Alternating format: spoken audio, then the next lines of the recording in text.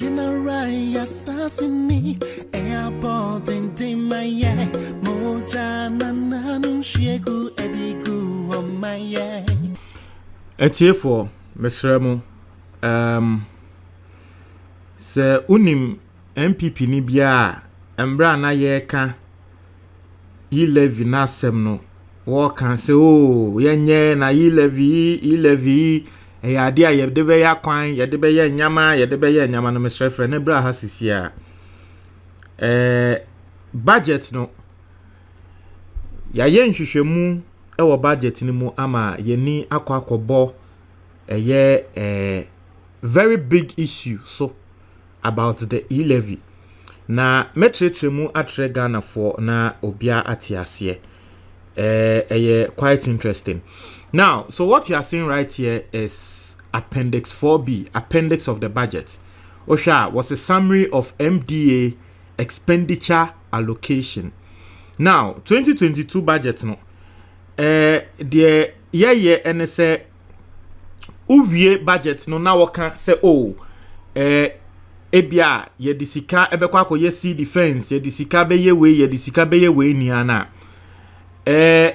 uwie a ewo se ubebu akonta na wo kire se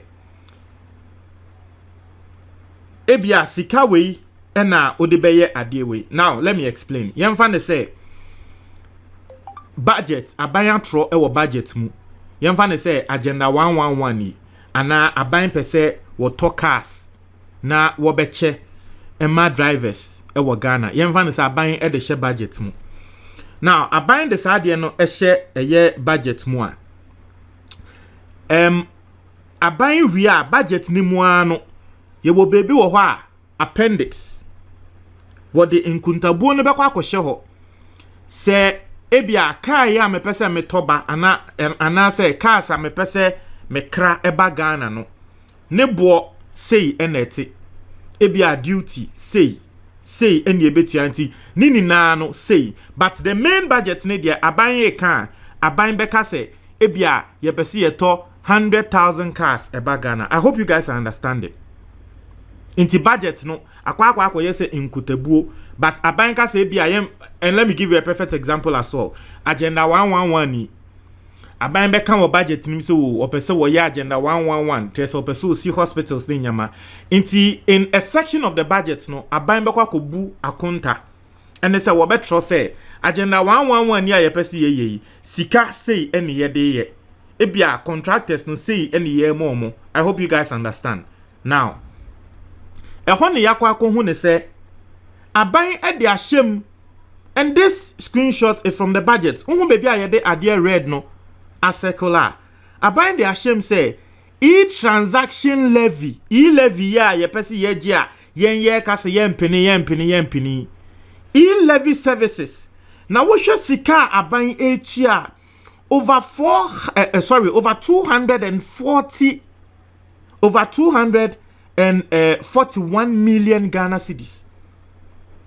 Over old cedis, new Ghana cedis, over 241 million Ghana cedis, and a buying etia for services of the e-levy. Na no ne tintini ni tietie mu ane say e-levy ya ye pese ye gi de ebeye probably ene say ye bepe company bi ni aka say o sa company we na e-levy no wo mo be boa yen ama yaje. Na sa company no mbe boaye ama yaji e-levy no sika ye ti omo no simple and short 240 million. Mo amotina wo enye e-levy entia wohu e-levy aye pese yaji si wohu wo bi di befa ho diska Ghana for over 240 million. Asa over 240 million no si ye convert ya $40 million. Obi befa e-levy ne so e di Ghana for sika over $40 million. Say e-levy services and then no, this is the budget. When you be America say a melody so far away we this is the budget and then no e-levy transaction e-transaction levy services, because social enyama na was rona general government services. No eboboho osha reform project Nogochi Memorial Institute ye more 32,000 and it's not even related to the e-levy but akontebuo sika ye betia aban betia ama companies bi a wo mo running services no no nti e-levy no e-levy a ye pese ye gi ye beti company ana ye bepe company bi sa company ne mbra mbegege sa e-levy ni na sa company no sika ye tiomo in a year no 240 million new Ghana cedis. Ebia sa 240 million obi beka say oh na say sika no enso. Let me do a comparison so that you see how huge this money is. And you see as someone yane say nanka eba ne taxes because e-levy tax. Inti nanka eba ne taxes pa nanka GRA Ghana Revenue Authority. Na kwa mo na mimi susu so mbetumi agi e-levy because Ghana Revenue Authority no wo mo na ye de taxation and tax je ashomonsa e wo man we mo embra e de tax je ashomonsa. So they have all the tools. Omo akundie biara wo so wo mutumi e de tax wo man we mo wo mo wo sa ade no. Into wuja ema Ghana Revenue Authority a wo mo betumi agi tax no Ghana Revenue Authority ye aban ye tiomo kadeda so we don't even need to pay them extra. But we ye kope company foforo no ma begigi taxes no na sika ye tia company no enu ni ubekom no na company no empanyifo ya bidia ubekom na sa company ya wo mo beji e-levy ye tia mo sika puduo se no ubekom no na panyin bi a ende wo tina social media ekon se e-levy yenye na ebeboa ye e-levy yenye no ubekom no na sa panyin no ono and what is our e-levy? And your guess is as good as mine. The per company be this e-levy services we are showing. It's not even needed in the first place. But your per company be this e-levy services we are showing. I can tell you, say, your company be a so sourcing. Yen competitive bidding be amba. Ye best select it. Ubekom the next company nebia na nsenya ni yati. Just because of sa adiewe. This is robbery in the highest order, and we don't have to accept any say ye penny. Now, Obia will fee says e-levy services over 240 million Ghana cedis. Let me explain something to you. Ebiana eya say sa e-levy services eya adebia sikano eswa. Compare it to these figures. Office of Attorney General, any Ministry of Justice. Mama wati ase wa ha say omo akwa akoye say womo eye oman no a lawyer and a president ni lawyer. Nti asem bia ba Attorney General no ginem. Office of the Attorney General, the whole year womo budget for the year womo activities ni kasa womo beto ni nyama beto ni na no in the whole year 195 million Ghana cedis and can do 200 million. In the emphasis Attorney General, omo ye adwuma wo ho sika ye betuo omo workers over there womo salary ni omo bibia for the year no sika ya market 195 million. That say e-levy fuo yi kra sika ne sonsen Attorney General obi a wo court ne we womo e-levy sika esonsen Attorney General office sika womo nia eje sika lawyers a ewo ho ni na ebeje in a year. Ministry of Information. Yenim say Ministry of Information omubo ejuma pa press conferences a womu holdi womu ewo ejuma yefo a womu ti omoka over hundreds of employees a womu ti omoka. Ye ka Ministry of Information omo sika ye demo omo for the year omo budget aketiane womu so bibi ombeto ka bia ombeto press conference bi omeye ni nyama ombeye ni na no eno eye 151 million. Just say e-levy foi omusika ye de be mo kra sonsen Ministry of Information for sika. Ministry of Tourism, Arts and Culture. Guinean programs or women so ye one of the very busy a year, especially in festive seasons. We say one of the very busy ministries pan ewa Ghana ha. Amonso osha theater ne nyama kakra omayo omadwe so mbesisi womonso sika ye demo mo 115 million. Just say e-services for e-levy for e-levy for sika wo mo beji and no cross on Ministry of Tourism. I just want you to see how big sa e-levy for sika wo mo beji no, how huge it is. And these are 3 different ministries. Mabo mudin top ministries. Mabo mudin e-levy for the year krano wo mo beji sika krasin sa ministry si ejumayefo e wo ho. Osha the Ministry of Chieftaincy and Religious Affairs. Wo mo so 83 million. Ena eye budget ayede amomo for the year. Ministry of Fisheries. Hawa Kumsen. Omona womoma outboard motors ne sa nyama no sa outboard motors ne nyama na womo betuto ni na ka ho am becheche ama eye fishermen ne sa ade ni na no womo kromo budget ye 80 million. O times ne by 3 krana. Omo budget ye 80 million.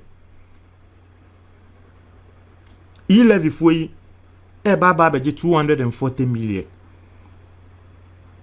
Ministry of Parliament Affairs kra 8 million Ghana cedis. NIA, National Identification Authority, omo ye Ghana card.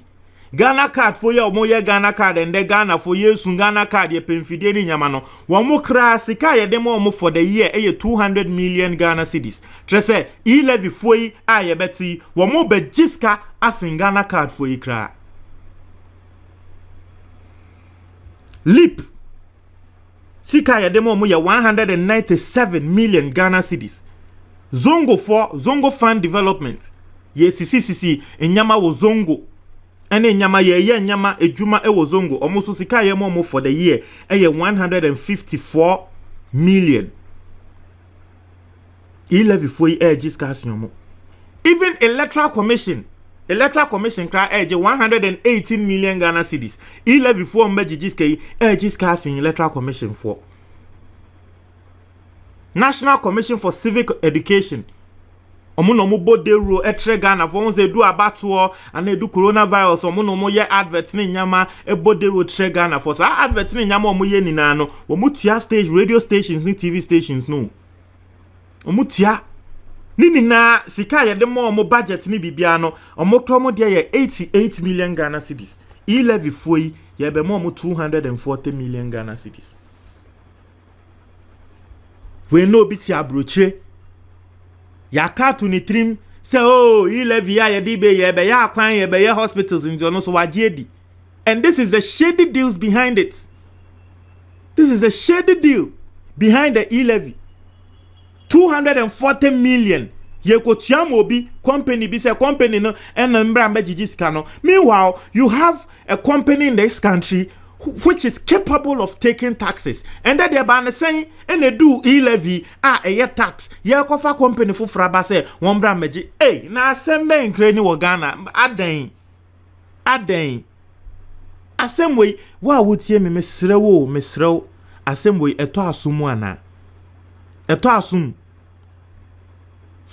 eba VAT company wo ho eji one company ono agi VAT ono agi taxes bia odi aba bia income tax edi COVID levy company baako na embra edi ahye ne nsa se wonjeje sa anyama nini na nende de ye koye tax fufro e-levy tax ayede beyi enye sa company na obe manage. Because I no na Ghana mbra edi tumi ahye ne nsa se wono no njeje taxes e wo man ni mu.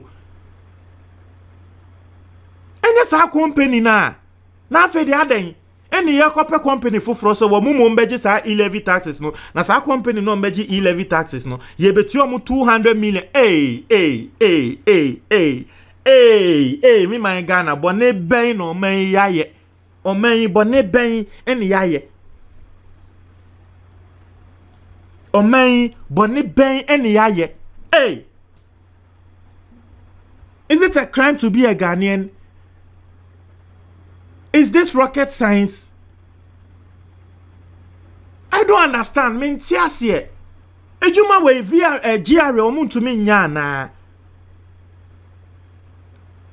Meanwhile, GRA, they have the personnel and we'll be paying them. It's a yomo juma now the show monsa. I tell you, I kid you not.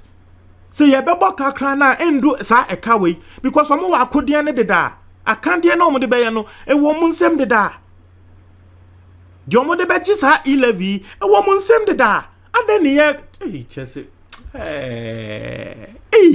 chese ye wo hwa oh yempe bibi na sa de no ye pa yan ko she chi ne ente ye company ne fa ye company nko sha no nti sika ne ba na chese utwe Charlie. Ghana penny. Radi Yesu Christo. Radi. Charlie, me who dear men just say, Radi. Assemble crane. Me susu say ebia Kwame Nkrumah wabo India. Sa de na nkrofo bi kan ebia ye nekre. Ebia Kwame Nkrumah wabo man India. Because nyama bi ekokọ chale. Oh, Rade.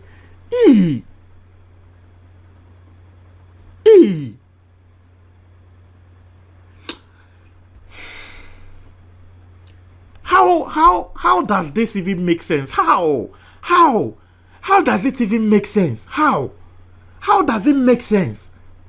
Saying how? Someone explain this to me. How does it make sense? How? Sikeka yanyanji yo. Just say ya bua kunta to ho. Say sika yanyanji ye. Ya kunta aja to ho se o e-levy omo company na ebe ba jeje no yen yebeti omo 240 million. Sika yi kra no e-levy kra no Ghana for ye say ye just say ye penisu de denio intana masa nkrofo ayo omo aje say no still ayenji.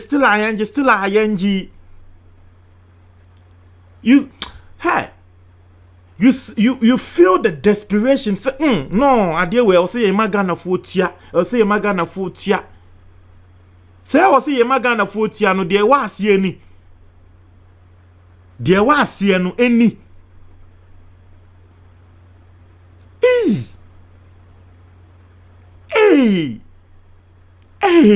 Ratty.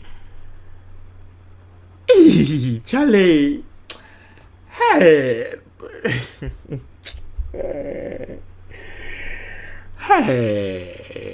Charlie.